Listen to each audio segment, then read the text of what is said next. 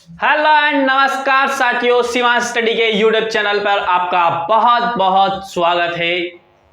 बहुत सारे स्टूडेंट्स के बीच में ये असमंजस चल रहा था कि सर पटवारी का सिलेबस क्या होगा, पटवारी का सिलेबस चेंज होगा या क्या होगा। तो जो पटवारी का सिलेबस है और जो डिटेल सिलेबस है, सभी को पता है कि पटवारी की जो एग्जाम होती है वो 100 नंबर की होती है और दो घंटे का आपको समय मिलता है।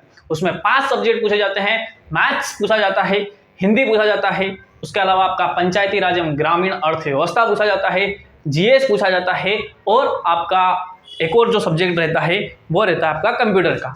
5 सब्जेक्ट आपके पूछे जाते हैं। तो उन 5 सब्जेक्ट में से क्या क्या आता है, कितना कितना, कौन कौन से टॉपिक आते हैं, कौन कौन से टॉपिक उसमें नहीं आते हैं, वो अपने आज देखने की कोशिश करेंगे। जो पटवारी का जो डिटेल सिलेबस है उस डिटेल सिलेबस को समझने की हम कोशिश करेंगे आज। तो चलते हैं अपने सिलेबस की ओर। तो पहला आपका टॉपिक आता है मैथ्स। मैथ्स के अंतर्गत आप देखते हैं कितने टॉपिक पढ़ते हैं। तो सबसे पहले आपका आता है औसत, यानी कि एवरेज पढ़ता है। ठीक है, आपको ये बता दूं कि जो पटवारी की एग्जाम होती है उसमें एडवांस मैथ्स का जो रहता है वेटेज इतना नहीं रहता है, अर्थमेटिक का ज्यादा, अंक गणित का ज्यादा वेटेज रहता है। तो देखिए, सबसे पहले आपने देखा औसत, फिर उसके बाद में लाभ हानि, प्रॉफिट एंड लॉस, प्रतिशत, फिर अनुपात, समानुपात, अनुपात, समानुपात, उसके बाद में आता है रेलगाड़ी। रेलगाड़ी से संबंधित सभी सवाल, समय दूरी से संबंधित सवाल, रेलगाड़ी से संबंधित सवाल और आपके नाव और धारा से संबंधित सभी सवाल इसमें पूछे जाते हैं।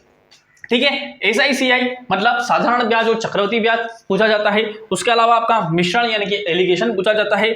LCM HCF पूछा जाता है। संख्या पद्धति यानी कि नंबर सिस्टम से भी आपसे सवाल आते हैं। उसके अलावा जो शून्यों को गिनने वाले आते हैं, शून्य को गिनने वाले सवाल आते हैं, वो भी आते हैं। इकाई के अंक के बारे में पूछा जाता है, घातांक करणी के बारे में पूछा जाता है, कैलेंडर और घड़ी से सवाल आते हैं और क्षेत्रमिति और बहुपद से आते हैं। आपके दिमाग में ये सवाल आ रहा है कि सर कैलेंडर का जो टॉपिक है वो आपका रीजनिंग का है और आप बोल रहे हैं रीजनिंग नहीं आता है। तो आपको बता दें कि जो कैलेंडर का टॉपिक है उसको मैथ्स के अंदर कंसिडर किया जाता है और उसको एज अ मैथ्स पूछा जाता है आपके इसमें पटवारी के एग्जाम। ठीक है, फिर अगला हमारा टॉपिक आ जाता है हिंदी। हिंदी बहुत ही अहम भूमिका निभाता है। आपको बता दें कि 20 नंबर की हिंदी रहती है और हिंदी बहुत बड़ी भूमिका निभाता है इसमें। ठीक है, तो सबसे पहले इसमें आता है हिंदी भाषा और उसका विकास। हिंदी भाषा और उसके विकास के बारे में पूछा जाता है।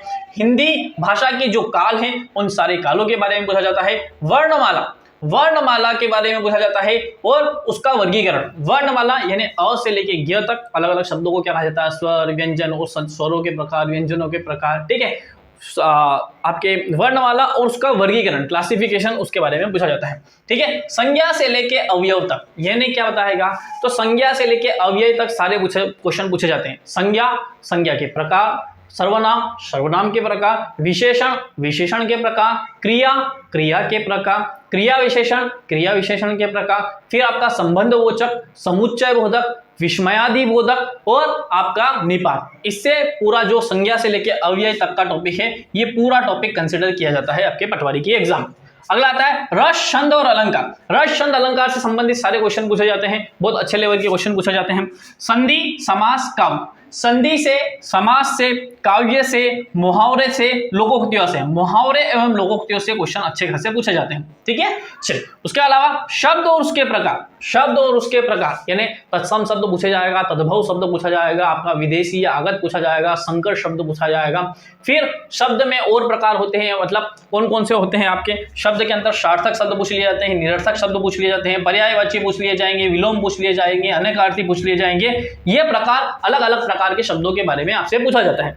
उसके अलावा आपको बता दें कि उपसर्ग, प्रत्यय, काल, उपसर्ग के बारे में, प्रत्यय के बारे में, काल और उसके कालों के तीनों प्रकार के बारे में, मतलब भविष्यकाल, भूतकाल और आपका वर्तमान काल, और इनके अंतर जो काल प्रकार हैं उनके बारे में भी पूछा जाता है। ठीक है, वाक्य और वाच्य, इन दोनों की संबंधित क्वेश्चन पूछा जाते हैं। शब्द शक्ति, शब्द भेद, उसके अलावा चिन्ह किससे संबंधित क्वेश्चन पूछे जाते हैं। पत्र पत्रिकाओं से संबंधित क्वेश्चन पूछे जाते हैं। जो भारत की प्रमुख और मध्य प्रदेश की प्रमुख पत्र पत्रिकाएं हैं इनसे संबंधित भी क्वेश्चन पूछे जाते हैं। ठीक है, अगला अपना टॉपिक आ जाता है सामान्य कंप्यूटर। कंप्यूटर में क्या क्या पूछा जाता है, तो सबसे पहले कंप्यूटर में पूछा जाता है उसका सामान्य परिचय। सामान्य परिचय के अलावा उसके जो उसकी पीढ़ियां है, प्रथम पीढ़ी, द्वितीय पीढ़ी, तृतीय पीढ़ी, जैसे अभी 5th जनरेशन चल रहा है, तो कंप्यूटर की जनरेशन ऑफ कंप्यूटर पूछा जाता है। ठीक है, इनपुट और आउटपुट डिवाइस यानी सॉफ्टवेयर और हार्डवेयर के बारे में भी क्वेश्चन पूछा जाता है। इनपुट डिवाइसेस के बारे में पूछा जाता है, आउटपुट डिवाइसेस के बारे में क्वेश्चन किया जाता है। ठीक है, मेमोरी और उसके प्रकार, इंटरनेट और उसके प्रकार के बारे में क्वेश्चन पूछा जाता है। MS Office, Word, Excel, PowerPoint, Word, Excel, PowerPoint. MS Office से पूरा एमएस ऑफिस यानी MS Word, MS Excel, MS PowerPoint, ये सारे क्वेश्चन इससे पूछे जाते हैं। ठीक है, उसके अलावा क्या बता दें कि शॉर्टकट कीज, जो आपके कीबोर्ड की जो शॉर्टकट कीज होती है, वो शॉर्टकट कीज के बारे में भी आपसे क्या किया जाता है, क्वेश्चन पूछे जाते हैं। वायरस और उसके प्रकारों से भी संबंधित क्वेश्चन पूछे जाते हैं।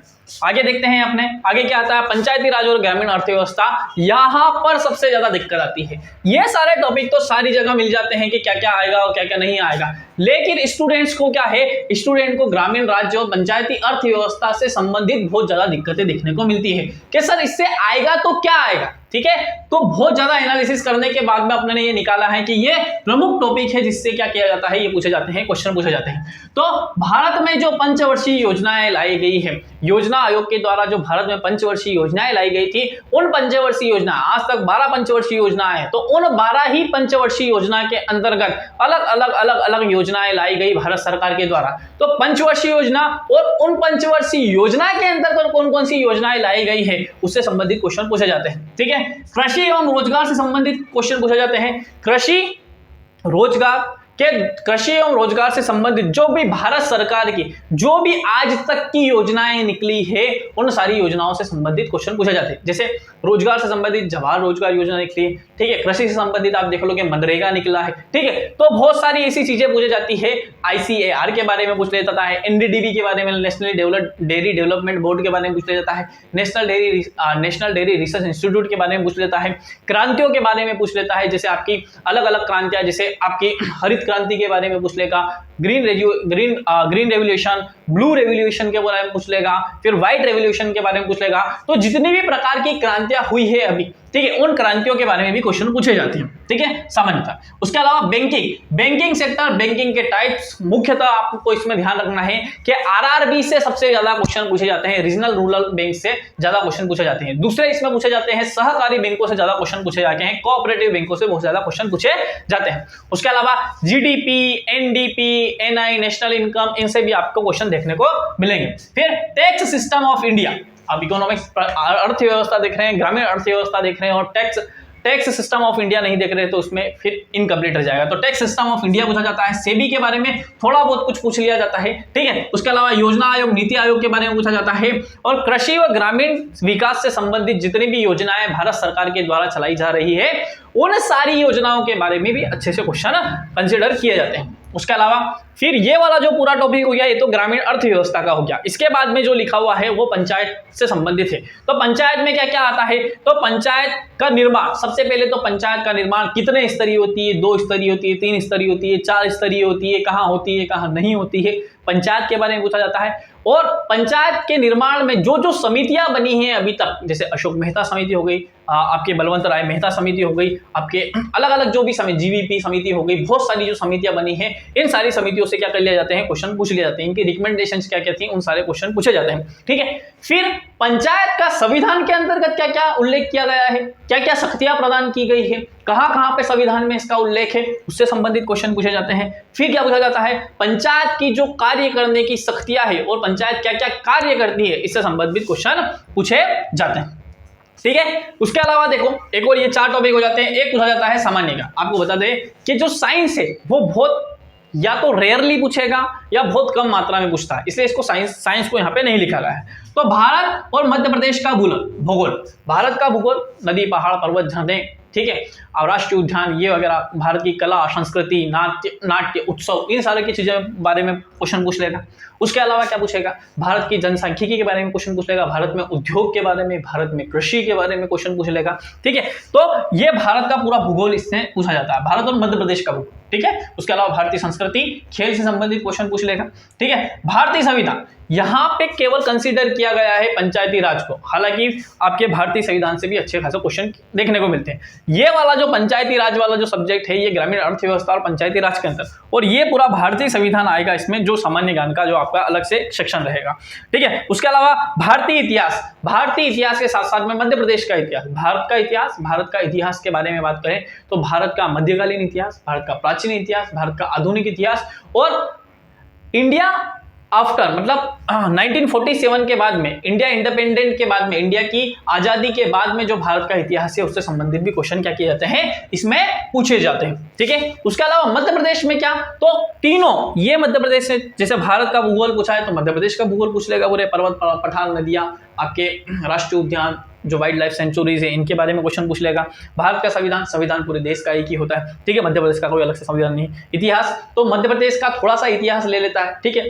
चल, तो ये सारा इसमें आ जाता है। फिर आपको बता दें कि 20 नंबर का मैथ्स का क्वेश्चन होगा आपका, हिंदी का 20 नंबर का क्वेश्चन, कंप्यूटर का 20 नंबर का क्वेश्चन, पंचायती राज का 20 नंबर का क्वेश्चन, जीके जीएस का 20 नंबर का क्वेश्चन रहता है। तो इस तरीके से आपके 100 क्वेश्चन होते हैं, आपको 120 मिनट का टाइम मिलता है, मतलब 2 घंटे का आपको टाइम मिलेगा, ठीक है। चलो, कोई भी किसी भी पार्टिकुलर सेक्शन का कोई पार्टिकुलर टाइम नहीं होता है, 2 घंटे का पूरा टाइम चलेगा और 2 घंटे में आपको 100 क्वेश्चन सोल्व करना रहेंगे, ठीक है। तो आराम से हो जाते हैं, क्योंकि सोल्व करना है, खाली 20 नंबर की मैथ्स को सोल्व करना रहता है, बाकी सारे तो आपको याद हो गए तो आप लगाओगे, नहीं तो कोई बात नहीं, ठीक है। तो ये 100 क्वेश्चन का पेपर होता है, 2 घंटे के अंदर टाइम मिलता है। सीबीटी बेस्ड क्वेश्चन होता है, मतलब कंप्यूटर बेस्ड टेस्ट होगा आपका, ऑफलाइन नहीं होता है, ऑनलाइन ही होता है। तो जो आपका कंप्यूटर बेस्ड टेस्ट होता है, एक ही एग्जाम होती है, ठीक है। तो एक एग्जाम होगी और कोई भी किसी भी प्रकार की कोई भी माइनस मार्किंग नहीं रहती, ठीक है। तो ये जो पूरी इतना सारा जो अपने ने निकाला है, तो ये जो 2017 में जो एग्जाम हुई थी, 2017 की एग्जाम के ऊपर जो बेस्ड आपका सिलेबस था, उस सिलेबस के आधार पर ये आपका जो है सिलेबस बताया गया है, ठीक है। आने वाले नए नोटिफिकेशन में कुछ परिवर्तन होता है तो उस परिवर्तन के बारे में भी आपको सूचित कर दिया जाएगा। आई होप ये वाला जो आपका जो पूरा वीडियो रहेगा, आपकी जो पटवारी की तैयारी है उसमें 4 चांद लगा देगा। बिल्कुल, आप अगर इस हिसाब से इन टॉपिक को कंप्लीट कर लेते हैं, अगर आप स्क्रीनशॉट लेना चाहे तो ले सकते हैं, अगर आप इन सारे टॉपिक को आराम से कर लेते हैं तो 80 नंबर के आसपास आप आराम से पहुंच जाएंगे, ठीक है। और 80 नंबर के आसपास आप पहुंच गए तो 100% आपका सिलेक्शन कोई नहीं रोक सकता है, ठीक है। इससे संबंधित और भी कोई भी आपके मन में कोई सवाल रहे तो वो आप बिल्कुल कमेंट बॉक्स में बताइएगा, उसका आपको हल दिया जाएगा। जो भी होगा, आपकी जो भी चिंताएं होगी उन चिंताओं को दूर करने का प्रयत्न हमारी तरफ से किया जाएगा। इनसे संबंधित जो क्लासेस है वो आपको क्लासेस अवेलेबल करवाएगी, धीरे धीरे हम कोशिश कर रहे हैं कि आपको इससे संबंधित जितनी भी क्लासेस हो सके उस ज़्यादा से ज़्यादा क्लासेस हम आपको अवेलेबल करवा दें, ठीक है। आई होप आपको ये वीडियो अच्छा लगेगा। और इसके अलावा जो एसएससी में एक बड़ा परिवर्तन हुआ है, उस एसएससी से संबंधित, एसएससी सीजीएल से संबंधित भी एक वीडियो आपको बनाकर डाल दिया गया है। आई होप वो भी आप अगर देखना चाहें तो देख सकते हैं। और अगर आप एसएससी सीजीएल की तैयारी कर रहे हैं तो वो आपको वीडियो बहुत जरूरी से देखना चाहिए, क्योंकि ये समझ लीजिए कि मैथ्स वालों की और आप समझ सकते हैं इंग्लिश वालों का एक तरफा बोलबाला था एसएससी सीजीएल में, तो उस बोलबाले को कम किया गया है। नीचे से गरीब लेवल से जो हिंदी मीडियम से जो बच्चे आते हैं उनके लिए कुछ अच्छे परिवर्तन किए गए हैं उसमें, तो वो डिस्क्रिप्शन में उसकी भी लिंक दे दी जाएगी आपको, और देख सकते हैं वो वीडियो, वो बहुत अच्छा वीडियो है, ठीक है। बहुत बहुत धन्यवाद।